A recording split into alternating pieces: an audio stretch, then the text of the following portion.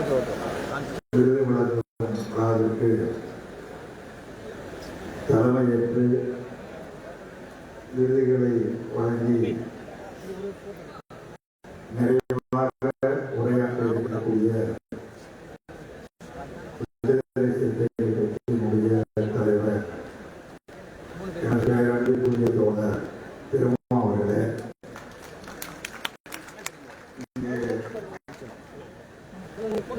அனைவரையும் வரவேற்று சிறப்பான முறையில் வரவேற்பை நிகழ்த்திய சட்டமன்ற உறுப்பினர் பொதுச் செயலாளர் தோழர் சிந்தனை செல்வர்களே,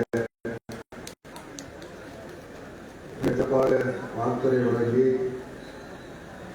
விருதுகள் வழங்குவதன் நோக்கத்தை விரிவாக எடுத்துக் கூறியிருக்கிற நாடாளுமன்ற உறுப்பினர் பொதுச் செயலாளர் அன்புக்குரிய தோழர் ரவிக்குமார் அவர்களே, மற்றும் முன்னிலை வைக்கக்கூடிய பாவரசு அவர்களே, எஸ் பாலாஜி அவர்களே, ஆலூர் நவாஸ் அவர்களே, பாபு அவர்களே,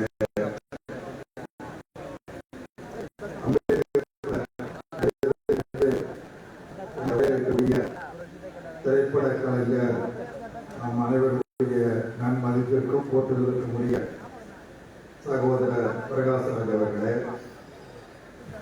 பெரியார் ஒரு விருதினை பெற்று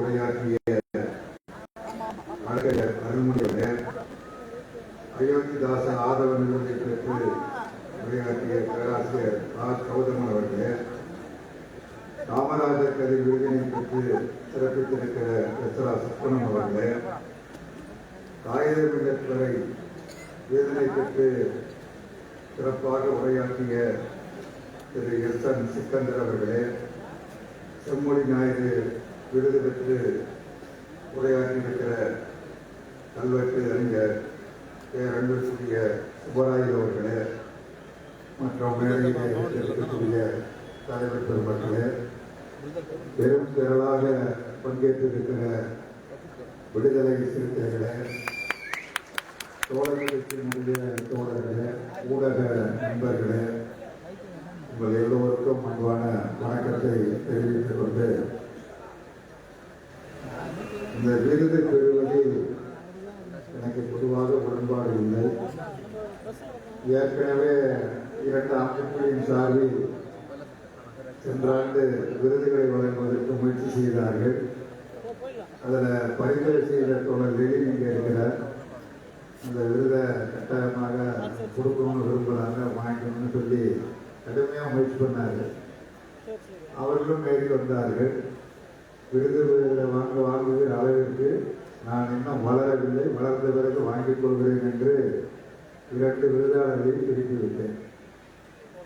அண்மையில் தோழர் ரவிக்குமார் அவர்கள் போன் செய்தார். போன் செய்து உங்களுடைய அனுமதி ஒன்று வேண்டும் என்று கேட்டார். அனுமதி கொடுக்கிறவங்க நான் என்ன புரியாத ஏதோ கட்சி விஷயம் போல இருக்குன்னு நினைச்சிட்டு என்னக்கு அனுமதி இருக்கு விசேஷம் சொல்லுங்க அப்படின்னு. ஒன்றெல்லாம் ஒரு விருது கொடுக்கிறதா முடிவு பண்ணிருக்கிறோம், அதுக்கு உங்க அனுமதி வேணும் அப்படின்னு சொன்னாரு. இல்லை, நான் சென்ற ஆண்டே திரும்ப சொன்னார், அடுத்த ஆண்டு உங்களுக்கு நாங்கள் மார்க்ஸ் விருது வழங்கதா இருக்கிறோன்னு சொன்னாரு. அப்படியே இல்லை, முடிவு பண்ணாங்க, வேற யாராவது முடிவு பண்ணுங்க, அதான் நல்லதுன்னு சொன்னேன். இப்போ சொல்றீங்க இல்லை வேண்டாம் அப்படின்னு. அடுத்ததாக என்ன சொன்னாங்க, இல்லை நாங்கள் முடிவு பண்ணிட்டோம் அப்படின்ட்டார்.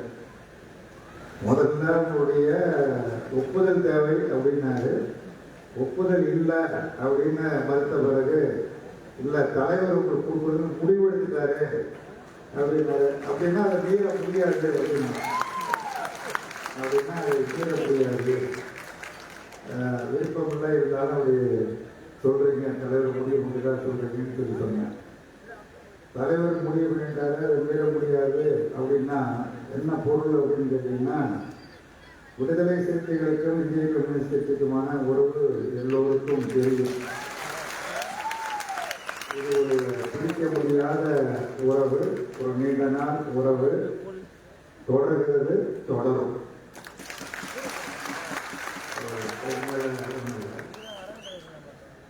என்னை பற்றி இதெல்லாம் சொன்னாங்க. விருது எனக்கு வழங்கியிருக்கிறாங்க. இது எனக்கு வழங்கப்பட்ட விருது அல்ல, இந்திய கம்யூனிஸ்ட் கட்சிக்கு வழங்கப்பட்ட விருது. இந்திய கம்யூனிஸ்ட் கட்சி அங்கீகரித்து வழங்கப்பட்ட விருது. இந்திய கம்யூனிஸ்ட் கட்சியின் சார்பில் தோழர் திருமா அவர்களுக்கும் விடுதலை சிறுத்தைகள் கட்சிக்கும் எனது மனமார்ந்த நன்றியை தெரிவித்துள்ளேன். வாழ்க்கைலாம் திருமாங்க படித்தாரு. 8ஆம் வகுப்பு முதலாண்டு தேர்வு எழுதணும்ல, எழுதல, பள்ளிக்கூடத்துக்கு வணக்கம் போட்டு வந்தாச்சு. ஆனால் உயர்நிலைப்பள்ளி அப்பொழுது எஸ்எல்சி தான், உயர்நிலைப்பள்ளி முழுசா போகல, அல்லது கல்லூரி போகல, பல்கலைக்கழகம் போகல, பட்டம் வாங்கவில்லை என்பது உண்மை என்று சொன்னாலும் எனது பல்கலைக்கழகம் என்பது தஞ்சை மாவட்டத்தில் வாழ்ந்து கொண்டிருக்கிற விவசாய தொழிலாளர்கள் தான் என்னுடைய பல்கலைக்கழகம். அங்குதான் படித்து தேர்ந்து கற்று இன்றைக்கும் நான் கற்றுக்கொண்டுதான் இருக்கிறேன், மாணவனாகத்தான் இருக்கிறேன். அவர்கள்தான் என்னை உருவாக்கினார்கள், அவர்கள்தான் என்னை வளர்த்தார்கள், வாக்கெடுத்தார்கள். அதனால்தான் இன்றைக்கு பல்வேறு பொறுப்புகளில் பணியாற்றி கொண்டிருக்கிற வாய்ப்பை அவர்கள் ஏற்படுத்தி தந்தது. நான் அவரிடம் கற்றதுதான் அதிகம். அவர்கள் தான் எங்களுக்கு பேராசிரியர் பெருமக்கள் என்பதில் சொல்வதில் நான் பெருமகிழ்ச்சி அடைகிறேன். இது மேடைக்காக சொல்லப்படுவதல்ல, மிக மிக யதார்த்தமாக ஒரு பொதுக்கூட்டத்தில் 82 ஜனவரி 19 ஒரு வேலைநிறுத்த போராட்டம் நடைபெற்றது. நாடு தழுவிய வேலைநிறுத்த போராட்டம். அதில் தமிழ்நாட்டில் காவல்துறை மிக கடுமையாக நடந்து கொண்டது. துப்பாக்கி சூடு நடைபெற்றது. நாகூரான், அஞ்சான் போன்ற பலர் கொல்லப்பட்டார்கள். அத்தனை பேரும் விவசாய தொழிலாளர்கள் தான். அதை கண்டித்து திருத்துறைப்பூண்டியில் ஒரு பொதுக்கூட்டம் நடைபெற்றது. அப்பொழுது நான் ஒன்றிய செயலாளர். என்னை முன்கூட்டிய முன்னெச்சரிக்கை நடவடிக்கை என்கிற பெயரால் கைது செய்து சிறையில் கொண்டு திருச்சியில் வச்சிருந்தாங்க. போராட்டம் நடைபெற்ற 19ஆம் தேதி காவல்துறையினர் நடந்து கொண்ட அந்த மோசமான செயலை ஜெயிலில் சொன்னாங்க. தோழர்கள்லாம் சொன்னாங்க, அடிச்சாங்க, பூட்ஸ் காலில் போட்டு மிதிச்சாங்க என்று மிக கடுமையாக சித்திரவதை செய்யப்பட்டது எல்லாம் சொன்னாங்க. இதெல்லாம் கேட்ட பொழுது எனக்கு ஜெயிலேயே கொஞ்சம் ஆத்திரமும் கோபம் அப்படிலாம் அதிகமாக வந்தது.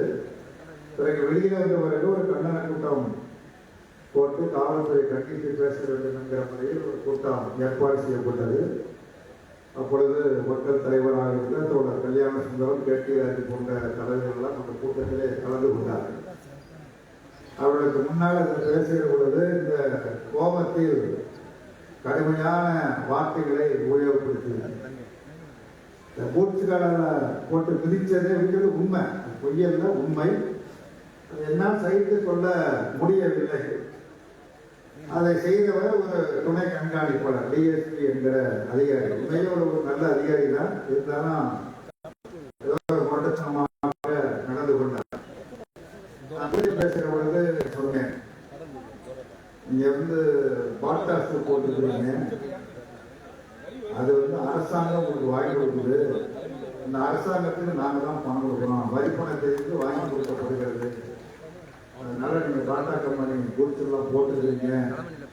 எங்களுக்கு பாட்டா கம்பெனினா என்னன்னு தெரியாது, அந்த செருப்பு பூச்செல்லாம் தெரியாது.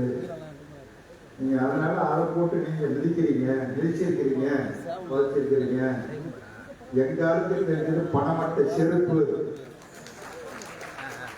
பணமட்டையில நாரை போட்டு செருப்பை போட்டுக்குவான், அதால அடிச்சா நீங்க என்ன பண்ணுங்க நான் சொன்னேன். கூட்டத்தில் கைதட்டினாங்க.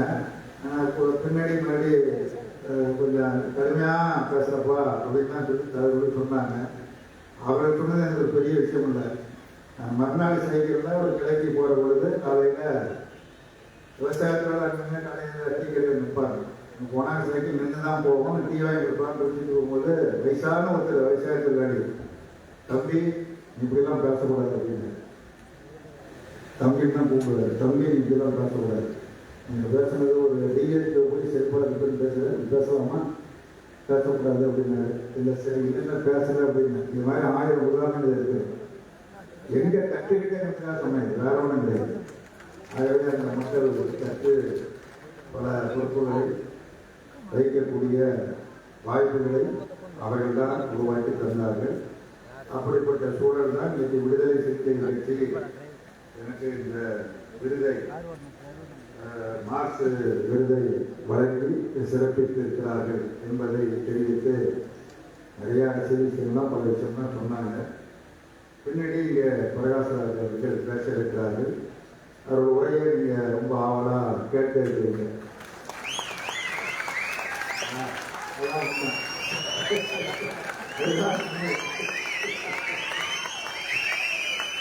சரி, என்னால் புரிந்து கொள்ள முடிகிறது. நீங்கள் எப்படி அவருடைய திரைப்படத்தில் அவருடைய நடிப்பை ரசிப்பீங்களோ அதே மாதிரி ரசிக்கணும். ரொம்ப முக்கியமான ரசிக்கணும்.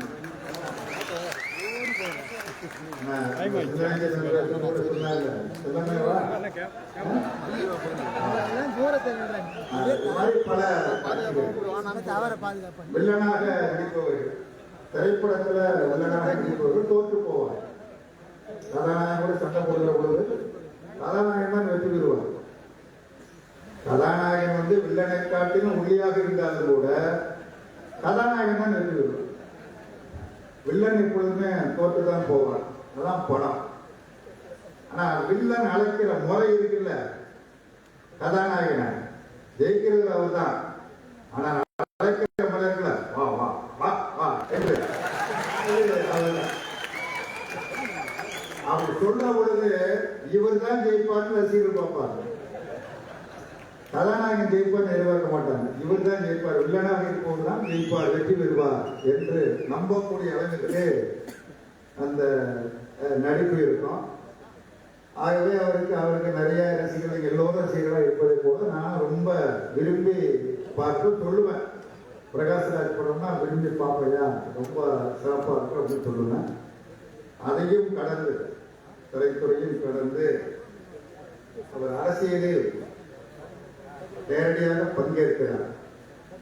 ஆனா ஒரு அண்மையில கேரளா திருவனந்தபுரத்துல காங்கிரஸ் கட்சி வேட்பாளரை ஆதரித்து அங்கே பேசினார். அங்கே ஆதரித்து பேனால எங்களை எதிர்த்து பேசினார்னு அர்த்தம். கேரளத்துல அது ஒரு பிரச்சனை. அப்படி ஒரு சொல்லுகிற பொழுது நான் காங்கிரஸ்காரன் அல்ல, நான் எந்த அரசியலை சார்ந்தவனும் அல்ல என்று குறிப்பிட்டார். இதுதான் அரசியல். நான் எந்த அரசியலையும் சார்ந்தவன் அல்ல, எந்த கட்சியிலும் உறுப்பினர் அல்ல. ஆனால் அதே நேரத்தில் அநியாயத்திற்கு எதிராக நான் போராடுவேன் தான் சொன்னேன். கௌரி லங்கேஷ் படுகொலை, அதுக்கு பிறகுதான் ஒரு அரசியல்ல வர கௌரி லங்கேஷ் படுகொலை. அதற்கு முன்னர் 3 பேர் படுகொலை செய்யப்பட்டிருக்கிறார். கோவிந்த பன்சாலே, கல்புர்கி போன்றவர்கள் 3 பேர் படுகொலை செய்யப்பட்டிருக்கிறார்கள். கடைசியாகத்தான் கௌரி லங்கேஷ். இந்த கொலைகள் ஒரே மாதிரியாக நடந்திருக்கின்றன, ஒரே மாதிரியாக நடந்திருக்கின்றன என்று சொன்னார்கள். ஒரே ஒரு வழக்கில் தீர்ப்பு வந்திருக்கிறது. அந்த தீர்ப்பும் எய்தவன் யார் என்று இதுவரையில் வரவில்லை.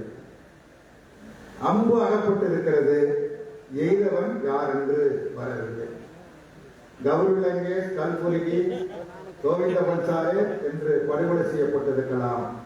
ஏனென்று சொன்னால் ஏன் படுகொலை செய்யப்படுகிறார்கள்? மாற்று கருத்துக்கு இடமில்லை. அதுதான் பாசிசம். பாசிசத்தை நிராகரிக்கிறோம், பாசிசத்தை நாங்கள் ஏற்க மாட்டோம் என்று திரும்ப உட்பட எல்லோரும் சேர்ந்து திரும்ப திரும்ப கூறுவது பாசிசத்தில் மாற்று கருத்துக்கு இடமில்லை. அவர்கள் சொல்வதை கேட்க வேண்டும், இல்லை என்றால் கொலை செய்வார். அதைத்தான் ஜெர்மனியிலே ஹிட்லர் செய்தார். அந்த ஹிட்லர் தற்கொலை செய்து கொண்டு செத்து போனார் என்பது வரலாறு, இது எல்லோருக்கும் தெரியும். ஹிட்லர் சாகவில்லை, இந்தியாவில் இருக்கிற மோடி தான் ஹிட்லர். அமித்ஷா இது போன்ற நபர்கள் தமிழ்நாட்டு தேர்தலில் 9 முறை வலம் வந்தார். பூனை உரியை சுற்றுவதை போல சுற்றி சுற்றி வந்தார். அது 19ஆம் தேதி வாக்குப்பதிவு நடைபெற்றது. 4ஆம் தேதி முடிவுகள் வெளிவரும். தமிழ்நாட்டை பொறுத்த மட்டில் திருமாவளவன், ரவிக்குமார் உள்ளிட்ட 39 பேரும் நின்ற நமது அணியின் சார்பாக என்ற 39 பேரும் நாடாளுமன்ற உறுப்பினர்கள் தான். வேறு யாருக்கும் மாற்று கருத்து என்பது இருப்பதற்கு வாய்ப்பு இல்லை. எடப்பாடி 10 சீட்டில் ஜெயிக்கலாம்னு சொல்லலாம், அது அவருடைய உரிமை. பாஜக நாங்கள் ஒரு 10 சீட்டில் ஜெயிப்போம்னு சொல்லலாம், அது அவங்களுடைய பேச்சு உரிமை. அதை போய் நம்ம மறுக்க முடியாது. நான் உண்மை என்ன, கள நிலவரம் என்ன என்று சொன்னால், எங்கேயும் நீங்கள் வெற்றி பெற மாட்டீர்கள் என்பதுதான் உண்மை. நாங்கள் தான் வெற்றி பெறுவோம் யதார்த்தம். அப்ப இதற்கு பிறகுதான் வட மாநிலங்களுக்கு நம்முடைய பிரகாஷ்ராஜ் அவர்கள் குறிப்பிடுகிறது போல மாமன்னர் செல்கிறார். அவர் தான் சொன்னார் மா மன்னர் என்று குறிப்பிட்டார். பிரதமர் என்று எங்கேயும் குறிப்பிடவில்லை. ஆமா, உண்மையிலேயே ஒரு மா மன்னர் தான். ஒரு மன்னரை போன்றுதான் அவருடைய நடவடிக்கைகள், ஆடை உடைகள். அவர் சொல்றாரு, குச்சம் இல்லாம சொல்றாரு. நான் தேநீர் ரயில் நிலையத்தில், புகைவண்டி நிலையத்தில் தேநீர் விட்டேன். தேநீர் விட்டும் உடையாது. அவர் அணிந்துகிற உடை சாதாரண உடையா? எத்தனை லட்சம் எத்தனை கோடி என்பது இல்லை. அதாவது நாடகத்தில் வர்ற பபூன் வேஷம் போடுறது மாதிரி மாநிலத்திற்கு மாநிலம் வேஷம் அப்படி பண்ணிட்டு இருக்கார். தமிழ்நாட்டை கடந்து சென்ற பிறகு அவருடைய பேச்சு மாறுகிறது. தமிழ்நாட்டில் அவர் அப்படி பேசல. தமிழ்நாட்டில் ரொம்ப உச்சபட்சமா அவர் பேசுறது என்ன, தேர்தலுக்கு பிறகு திராவிட முன்னேற்ற கழகம் இருக்காது, ஆட்சி இருக்காதுன்னு சொல்லல, கட்சி இருக்காது. அப்படின்னா யார் சொல்லுவா? ஒரு சர்வாதிகாரி தான் சொல்லுவோம். ஜனநாயகத்தின் நம்பிக்கை உடையவங்க வரணும் சொல்ல மாட்டான். திமுக இருக்காது அப்படின்னு சொல்லி சொன்னார். வழக்கம் போன சொன்னாரு, காங்கிரஸை அழித்து விடுங்கள் அப்படின்னாரு. அவரை படிப்படியா பாத்தீங்கன்னா பேச்சு மாறிக்கிட்டே போகுது. எப்படி மாறி இருக்கு விவரிக்கிற நேரம் அதிகமா விவரிக்க விரும்பல. மத ரீதியான பிளவு, பாகிஸ்தான் கொண்டாடும், தாலிகளை அறுத்து விடுவார்கள், நகைகளை பறித்து விடுவார்கள். அது அதிக குழந்தை பெற்றவர்களுக்கு கொடுத்து, அதிக குழந்தை பெற்றவர்கள் யாருன்னு தெரியும் விடுவார்கள். இஸ்லாமியர்கள் அதிக குழந்தை பெற்றவர், அதிக குழந்தை பெற்றவர்கள் கொடுத்து விடுவார்கள் என்று இப்படி படிப்படியாக ரொம்ப மோசமாக ஒரு தரம் தாழ்ந்த பேச்சு. ஒரு நாட்டினுடைய பிரதமர் என்பதை முக்கியமாக மறந்து ஒரு நாளாந்தர பேச்சாளரை காட்டிலும் கேவலமான அசிங்கமான முறையில் அறிவுறுத்தத்தக்க பேச்சை பேசினார். இப்படியெல்லாம் பேசியும் கூட அடுத்தடுத்த 3ஆம் கட்டம், 4ஆம் கட்டம், 5ஆம் கட்டத்தில் வெற்றி பெற முடியாது என்கிற நிலை வந்தபோது தன்னை ஒரு கடவுளாக, நான் ஒரு கடவுள்னு சொல்ல ஆரம்பிச்சிட்டேன். எல்லாம் கோயில் கட்ட வேண்டியதுதான். கோயில் கட்டி தேங்காய் உடைச்சி, சூடம் கொளுத்தி, சாம்பிராணி கொளுத்தி சொல்லிட்டார்ல. ராமாயணத்துல ராமன் வந்து அவதாரம், ராமனாக மனிதனாக வந்தது, அவர் அவதாரம் எடுத்து வந்தார், கிருஷ்ண அவதாரம் என்பதை போல நான் கடவுளால் அனுப்பப்பட்டிருக்கிற பிரதிநிதி, நான் ஒரு கடவுள் என்று இன்னும் அந்த 2 நாள்ல என்ன சொல்ல போறாரு தெரியாது. நான் 1ஆம் தேதி தான் கடைசி கட்ட 7ஆம் கட்ட தேர்தலாக இருக்கிறது. அதுக்குள்ள என்ன சொல்ல போறாரு தெரியாது. இப்படி ஒரு தரம் தாழ்ந்த பேச்சு, மக்களை பிளவுபடுத்துகிற பேச்சு. ஏன் இவ்வளவு பேச்சு வருது அப்படின்னா, தன்னுடைய நோக்கம் நிறைவேற்ற வேண்டும், தன்னுடைய 4 வண்ண கொள்கையை வெற்றி பெற வேண்டும், அதற்கு அதிகாரம் வேண்டும். அதிகாரத்தை 10 காலத்திலிருந்து எதையெல்லாம் செய்ய முடியுமோ அதையெல்லாம் செய்திருக்கிறார். அடுத்து இன்னொரு முறை வாய்ப்பு கிடைத்தால் அந்த வாய்ப்பை நன்றாக பயன்படுத்திக் கொள்ளலாம் என்கிற அந்த வெறித்தனம் அவரை இப்படி பேச வைத்திருக்கிறது. நாட்டு மக்கள் மிகுந்த விழிப்புணர்வோடு இருக்கிறார்கள். நிச்சயமாக நல்ல தீர்ப்பைத்தான் வழங்குவார்கள். ஆனால் மக்கள் நல்ல தீர்ப்பை வழங்குகிற பொழுது சட்ட ரீதியாக செயல்பட வேண்டிய, நடுநிலையாக செயல்பட வேண்டிய, நேர்மையாக செயல்பட வேண்டிய, அரசியலமைப்பு சட்டத்தால் உருவாக்கப்பட்ட ஒரு சுதந்திரமான அமைப்பான நம்முடைய தேர்தல் ஆணையம் ஒரு பல்லில்லாத பாம்பாக இருக்கிறது. ஏராளமான புகார்கள் கொடுத்தாகிவிட்டது. திருமா உட்பட டெல்லிக்கு போய் புகார் கொடுத்தார். எல்லா கட்சிகளின் சார்பாக கொடுக்கப்பட்டிருக்கிறது. தலையிட வேண்டும், தடுத்து நிறுத்த வேண்டும் என்கிற கோரிக்கை எல்லாம் வைக்கப்பட்டது. தேர்தல் ஆணையம் வந்து நடவடிக்கை எடுக்க முடியல. நோட்டீஸ் விட்டாரு. யாருக்கு நோட்டீஸ்? மோடிக்கு அல்ல, பாரதிய ஜனதா கட்சிக்கு நோட்டீஸ் கொடுக்கப்படுகிறது, நட்டாவுக்கு கொடுக்கப்படுகிறது. அதை சரி செய்வதற்கு காங்கிரஸ் கட்சியினுடைய தலைவருக்கு அந்த ஒரு நோட்டீஸ் கொடுக்கப்படுகிறது. இது என்ன நேர்மை என்று தெரியவில்லை. ஒவ்வொரு வாக்குச்சாவடியிலும் எவ்வளவு வாக்கு பதிவானது, அந்த விவரத்தை முழு விவரத்தை தெரியப்படுத்த முடியாது.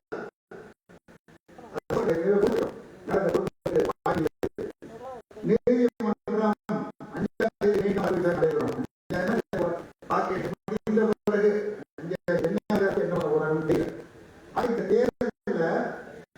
வெற்றி பெறாது, வெற்றி பெறாது, மோடி வெற்றி பெற மாட்டார், மாட்டார் உறுதியான நிலையில்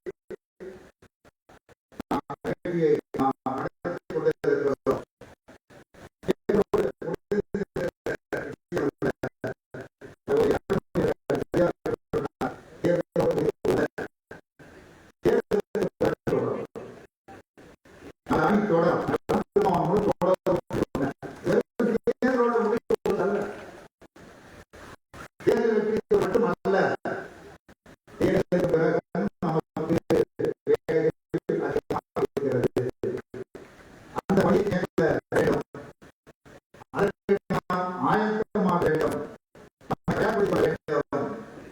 என்பதை ஒரு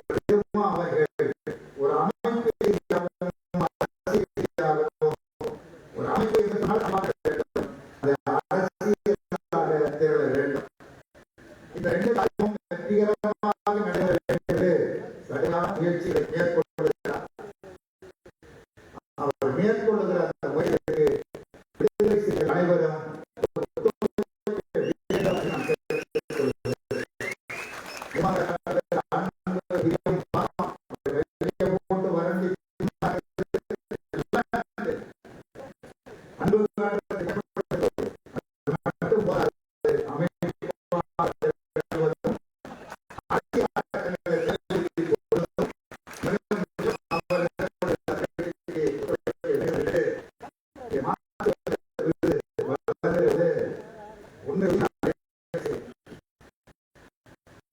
மார்க்சியம் வெற்றி பெற்றார். மட்டும்தான் சொல்லுகிறார். மார்க்சியம் தான் நடந்தது என்று சொல்லுகிறார்.